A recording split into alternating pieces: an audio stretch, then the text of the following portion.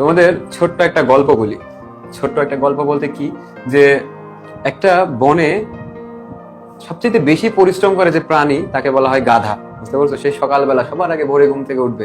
ঘুম থেকে ওঠার পরে কি, সে ঘুম থেকে উঠেই পরিশ্রম করবে। পরিশ্রম মানে সে 16 থেকে 18 ঘন্টা পরিশ্রম করে এবং দিন শেষে তার রেজাল্ট কি? জিরো।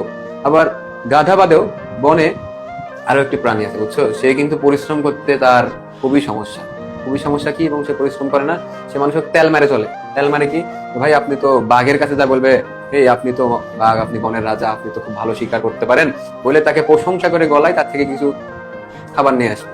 আবার সিংহের কাছে যাবে, সিংহের কাছে যায় কি করবে, যে আপনি তো বনের রাজা, বাঘ কোনো কিছু হইলো নাকি, তারও প্রশংসা করবে। প্রশংসা করে কি করবে, যে আমাকে কিছু খাবার দেন, খাবার নিয়ে আসবে। তো ওইগুলা সে খায়, সারাদিন চলবে এবং সে শিকার করবে রাত্রে। শিকার করবে একটা, ধরো মুরগি টুরগি কোনো কিছু ধরে সে খায় নি, তো সে হলো শেয়াল। আবার আরেকটা প্রাণী আছে যে ধরো একজনের কথা আরেকজনকে লাগাবে, তার কোনো কাজ কাম নাই, এটাই শুধুমাত্র যে আজকে এটা করলাম, আজকে এটা ইয়া করলাম। বানর যে কি করবে, আজকে জঙ্গলে হয়েছে, এক লাইন ছিল সে 3 লাইন বাড়াই বলতেছে। এটা হলো বনের মধ্যে বানর। তো আরেকজন প্রাণী আছে সিংহ। সে ধরো বেশ কিছুক্ষণ খালি ঘুমায়, ঘুমায় ঘুমায় এবং 1 ঘন্টা শিকার করে এবং 4 ঘন্টা থেকে 3 ঘন্টা তার বনের মধ্যে পায়চারি করে ঘুরে বেড়ায়, এটাই তার রেজাল্ট।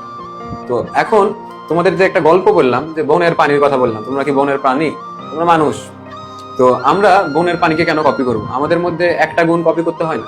তোমার যদি অ্যাডমিশনে তোমার মধ্যে একটা এরকম গুণ থাকে, আমি শুধুমাত্র গাধার মতো পরিশ্রম করে গেলাম, আমি চান্স পাই যাবো, হবে না। তো আমি তোমাদের বলবো, তোমরা তো মানুষ, পৃথিবীর সর্বশ্রেষ্ঠ জীব। তো তোমার মধ্যে এক না একাধিক গুণাবলী থাকা লাগবে। তোমাকে ঠিক ওই গাধার মতো পরিশ্রম করতে হবে, কারণ তুমি যদি পরিশ্রম না করো তাহলে তুমি তোমার ফল পাবে না। গাধার মতো পরিশ্রম মানে তুমি 18 ঘন্টা পড়ছো, বই নিয়ে বসে আছো, বই খুলে তোমার কোনো লাভ নাই। তুমি পরিশ্রম করতে হবে। তোমাকে আবার কি করতে হবে, একটু হালচাল সম্পর্কে জানা লাগবে, শেয়ালের মতো, এই কি অবস্থা, আমি কিন্তু অনেক ভালো পড়াশোনা করছি। দেখবা অ্যাডমিশনের সময় তোমার বন্ধু তোমাকে বলবে, এই তুমি তো চান্স পাই যাবে গো, তোমাকে যে কথা বলবে মানে সে বুঝতে পারবা যে সে তোমাকে পাম মারছে।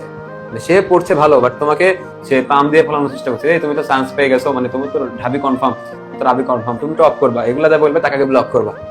তো এরকম একটু হালচাল সম্পর্কে জানতে হবে। তুমি একটু মানুষকে জিজ্ঞেস করবা যে পড়াশোনা কি, তুমি ওর থেকে একটু তথ্য নিলা। আবার কি, অ্যাডমিশনের সময় তুমি কতটুকু পড়ছো এগুলা কাউকে জানানো যাবে না। এখন তুমি বললা তুমি আজকে সমাজ পড়লা, তুমি আরেকজনের কাছে গল্প দিচ্ছ, আজকে সবকিছু শেষ করে দিচ্ছি, আমি পড়াশোনা করে শেষ করে দিচ্ছি। তো এই ক্ষেত্রে তোমার কি হবে, যে যেটা জানো সেটা তোমার মধ্যে রাখো। অতিরঞ্জিত করতে গেলে তোমার নিজের ক্ষতি।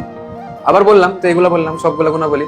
তো সিংহের কথা বললাম, সিংহ কি করে, যে সে শিকার করে, 1 ঘন্টা শিকার করে, আবার ঘুমায়, আবার পরিশ্রম করে। তো তোমাদের অ্যাডমিশনের প্রস্তুতি এরকম গোছানো হওয়া লাগবে। তোমাকে পরিশ্রম করতে হবে, মানুষের খোঁজ খবর নিতে হবে যে কি পড়ছে না পড়ছে, এই যে জিকে পরিবর্তন হচ্ছে, বাংলার কি আপডেট আসছে, ইংলিশের কেমন হচ্ছে। তো তোমাকে একটু সমৃদ্ধ হওয়া লাগবে।